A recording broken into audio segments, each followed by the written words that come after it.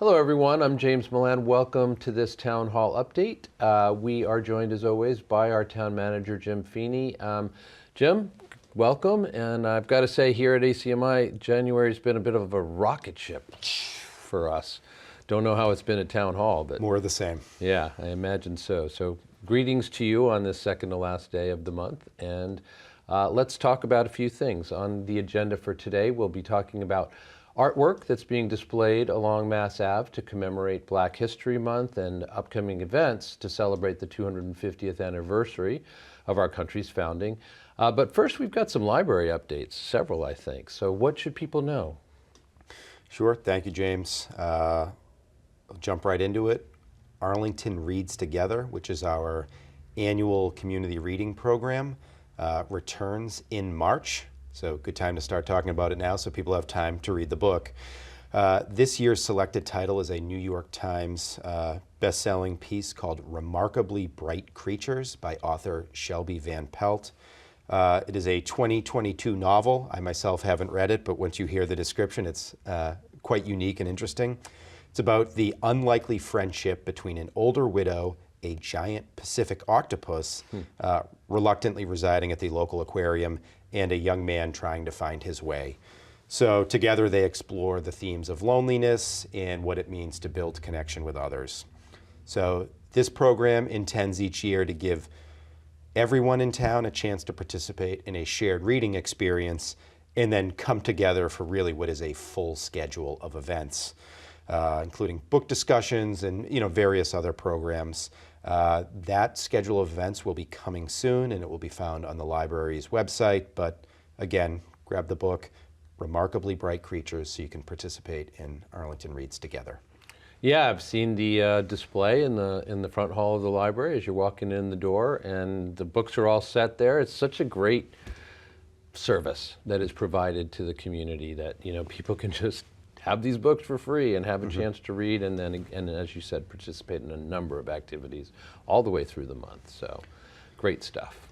And then next library news. I know often we are here sharing good news about grant awards. Regrettably, the news sharing today regarding the Fox Library, it was not as positive as the news we've shared in the past. So we've learned that the Massachusetts Board of Library Commissioners, they recently announced their grants through the Massachusetts Public Library Construction Program, which is a state-funded program that helps local communities build, renovate, or expand their public libraries. We had submitted a building proposal for our Fox branch library, and it was not selected in this grant cycle.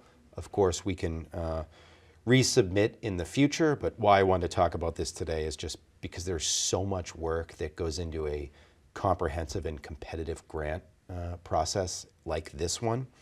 So I just wanted to take the opportunity to thank really what amounted to hundreds of Arlingtonians who supported the work by touring the Fox, submitting survey responses, attending listening sessions, offering feedback.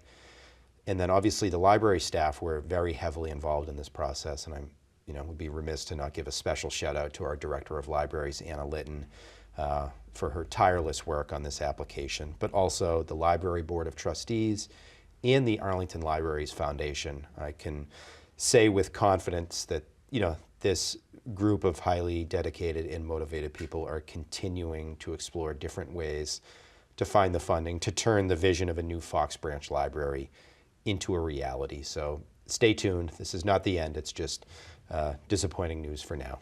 Disappointing indeed, and you're right, a rarity in terms of what we talk about here, because most of the time things go well. Ton of work put into this already. I know we've been part of it ourselves, and that is disappointing. But yeah, let's just let's trust our tireless library folks, and we'll get it next time. Onward and upward. Can I just ask one follow-up question, which is the cycle that just ended? When is the next one? Is it an annual thing, or? As I understand it, it'll be reopened on the same timeline next year. Okay, thanks. And then I know you mentioned earlier that February is indeed Black History Month. So we will again be celebrating with banners along the length of Mass Ave. So for those who don't know, Black History Month originated in 1915 and was started by historian and author Dr. Carter G. Woodson. This month highlights the often overlooked contributions of Black Americans. So Arlington's Black History banners were created by young Black artists in an annual banner competition that ran from 2020 to 2023. So, we've had these banners for a few years now, and we have a wonderful resource where you can, once you see the banners along Mass Ave, which they'll be installed next week, you can find out more about the artists as well as the figures that are featured on the banners on the Arlington Human Rights Commission webpage. So a great resource for learning more about what you're seeing around town. Yeah, that's great, because there's a bunch of those up, and many will be familiar and some may not, so good for people to be able to follow up. All right, we're going to talk now about something that actually is a few months away, but we both know it's going to Zoom, and there's much to be done and much to be known about what's happening in April here. You are spot on. I think this is going to be something that you and I are talking about probably every week or every other week until the events take place, and that is what we call Arlington 250. We have an Arlington 250 committee, and sort of we are all moving towards having a celebration that will truly commemorate the events but be remembered for years to come. So this is the celebration, and I love this word, of the semi-quincentennial this April, and we will be including a reenactment of what we call the Battle of Mentomy, and that will take place over Patriots' Day weekend.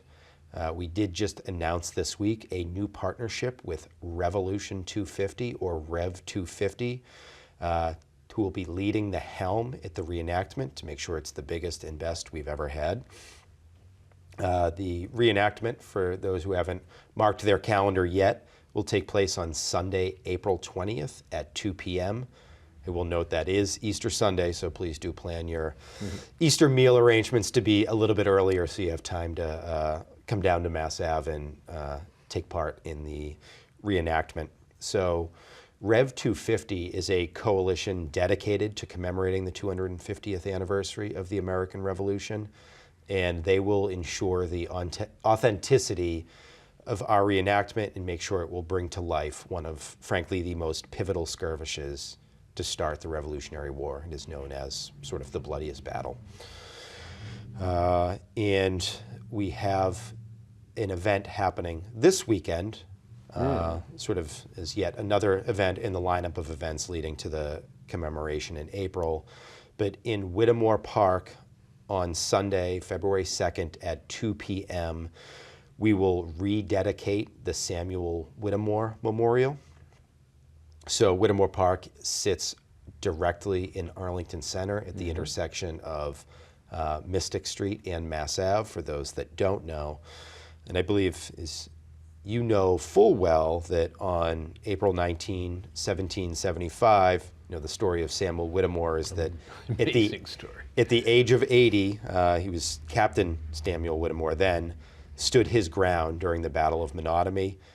He valiantly defended his community, was ultimately shot, bayoneted, and beaten, and left for dead. However, amazingly, recovered from those injuries and lived to be 98 years old. He is presently laid to rest in the old burying ground next to the Robbins Library, and that is a name we know well in Arlington, that Whittemore name. So obviously, for more information about this and all of the events that will be taking place around the 250th anniversary, check out arlington250.org. And I know you like semi-quincentennial just because you've said it enough, so I've that it been rolls practicing. right off. Right, it rolls right off your tongue. And that every time I hear that Samuel Whittemore story, I have to say I'm enthralled by it, even having heard it before. It's an absolutely astonishing thing. So, all right, a little bit of disappointing news, as we know. Plenty of the usual good stuff to share with folks, and informative as ever. So, thank you for being here. Anything that we missed? Anything you want to add? That'll cover it. Thank you for having me. All right, absolutely good. I have been speaking with Jim Feeney. He is our town manager for this town hall update. We appreciate Jim taking the time to be here with us, and you as well. I'm James Milan. We will see you next time.